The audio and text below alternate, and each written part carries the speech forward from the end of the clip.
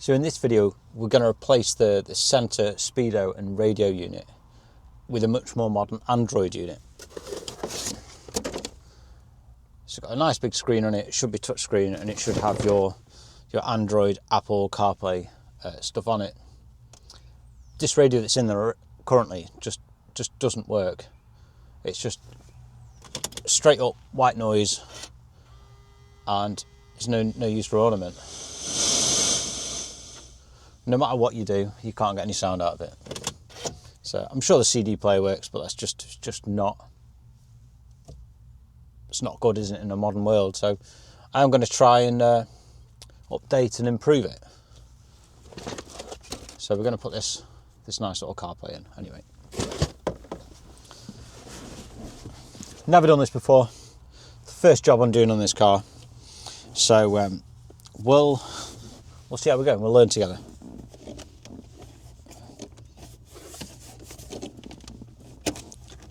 I believe these panels just come off.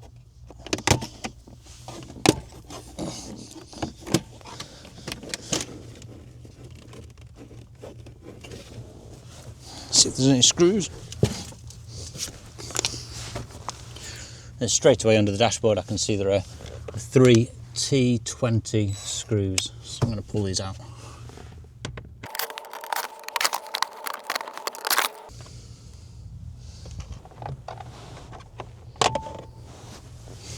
Let's expose these screws here. I'm going to have to take this center console out to replace the CD player with just some basic controls. Just clean up the front a little bit. So that's those 2 side panels removed. Comes off. Maybe it's this bit that comes off.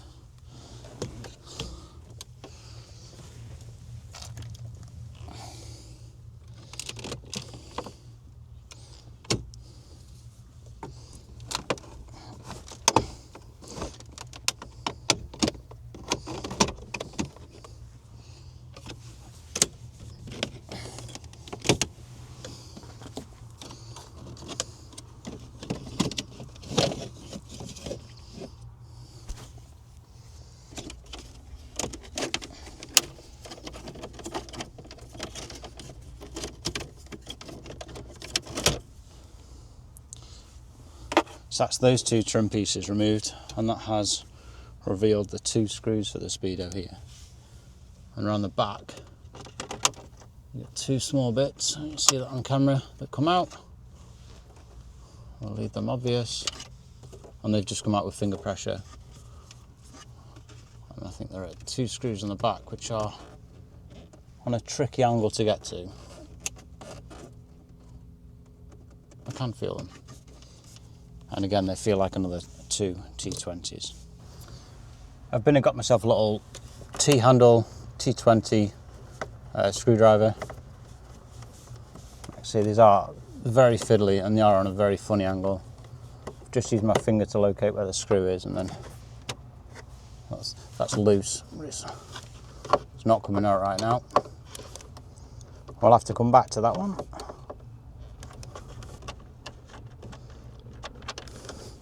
Yeah, that one's out as well, so funny angle, but those screws are left back in there. I'll get an extendable magnet on them later.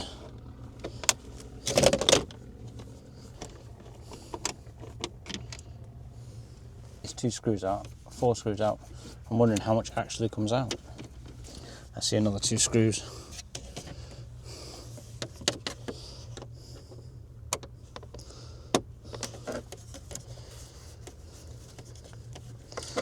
Hard to see on this one, but they're just in here,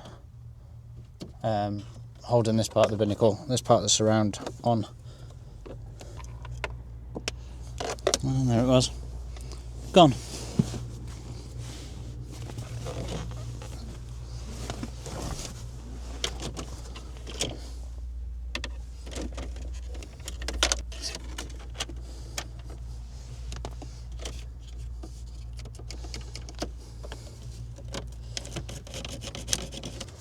Lots of wiggling and wriggling later, and we have this out. So with that binnacle up and out of the way, we can now see the screws. There's lots of screws down here, which are marrying up with these holes here.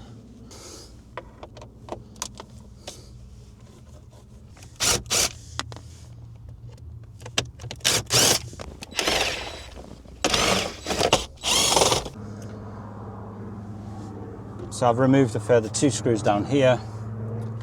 I've taken a screw out the top of here. It seems to be attached behind this. I'm going to see if I can do it without taking that off right now. This is loose, so I can get access to the top screw here, the same on this side, and then I'll pull this away. Apologise for the noise. There seems to be a Spitfire flying around above us.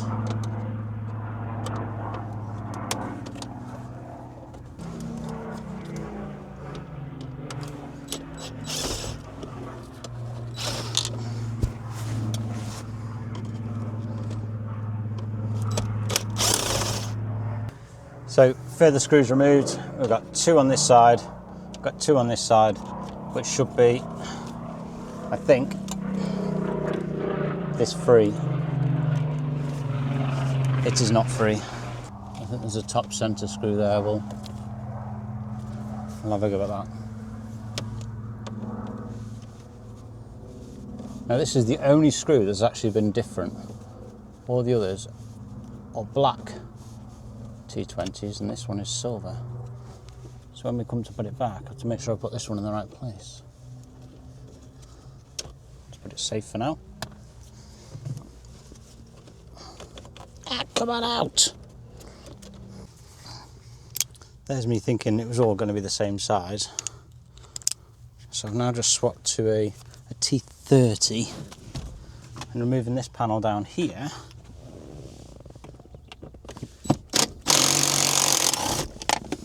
Reveals, which I think is the offending bolt. Let me look some more, I'll get back to you. Turns out it was being too soft on it. So a firm pull and these 2 clips come out. They're just metal spring clips with a little bit of felt over them. So we're going to take the CD player out.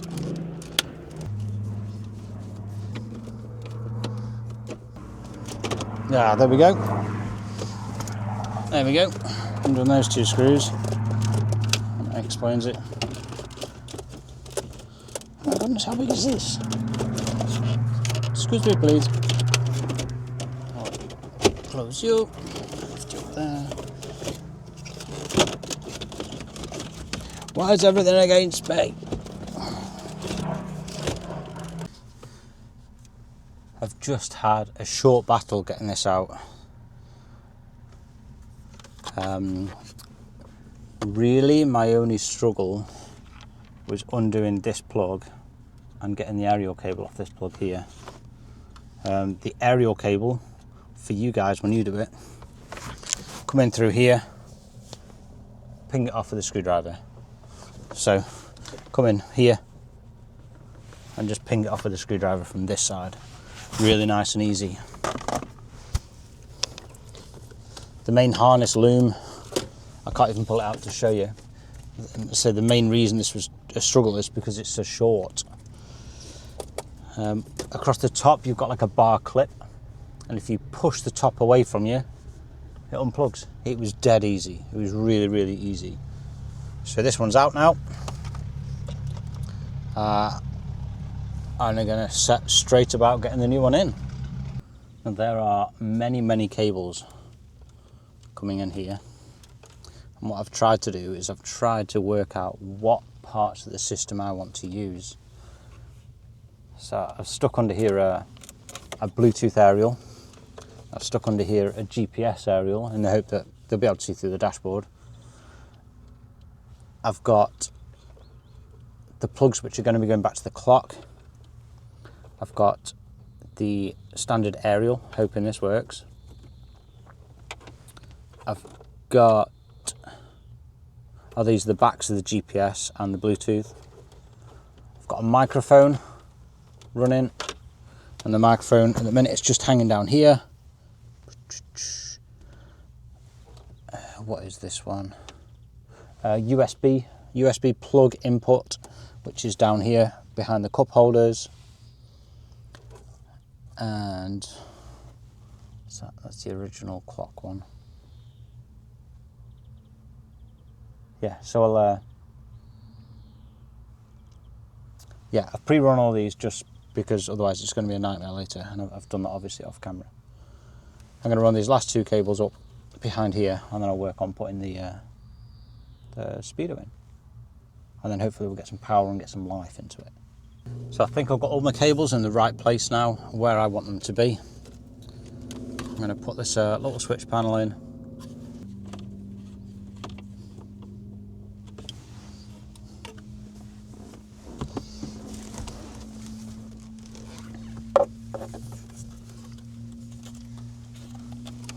So we've got the original wiring.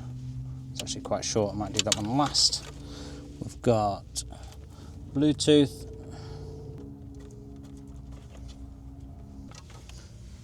We've got our GPS.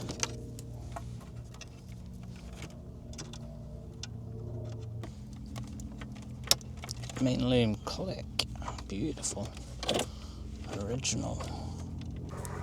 So when you've got all the wires routed how you want them to be routed, put a couple of cable ties on the back or some electrical tape or something. Electrical tape's a bit of a bodge. Loom tape, and try and get all your wires wrapped up, because otherwise you're going to have some really bad rattles that you're simply just going to have to live with. So it's looking quite tight behind there now with all the wires, which might be a good thing because it might stop it rattling a bit. Stop the vibrations.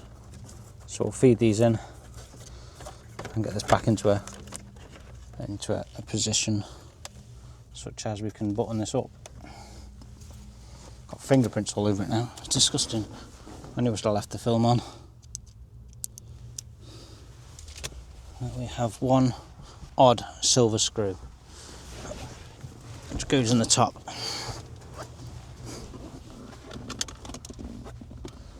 Which I remember putting safe.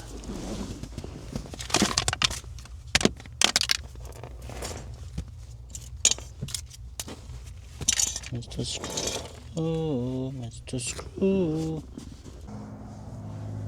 I found the missing mystery screw.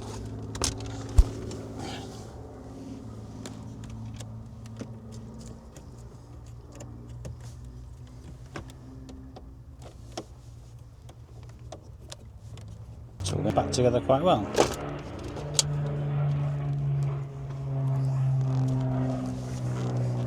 Now I've got a hurricane flying around above. So sorry if that's getting picked up on the microphone. Or you're welcome if you love your avionics.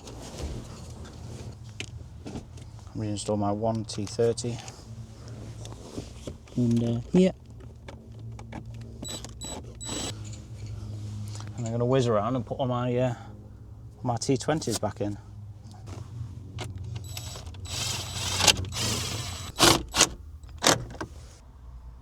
Looking for GPS signal. Currently we are in Israel. I would say all in all a really successful installation. I've just been in and set it to automatically connect to my phone when it logs in and when it loads up. I've got my volume on 0 for copyright reasons. I cannot broadcast anything onto YouTube. But yeah, it comes straight up. It's connected straight into my music.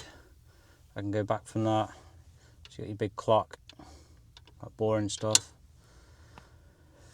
But yeah, you can go into your thing, your phone. You got your sat nav connected up. You got your music. Probably got all my phone numbers in here as well. Let's go back off that. Not really played with any of the settings, but we've got all this. I wonder if I can go on YouTube. I can play like my own videos on here. Your offline check connection. So I wonder if that needs to. I wonder if that needs to connect to my phone to do that. If I need to play it through my phone, for example. Not that you should use YouTube while you're driving anyway, but yeah, quite quite successful. Nice little installation. Doing it for the first time, there were a couple of tricky bits, but all in all, no complaints.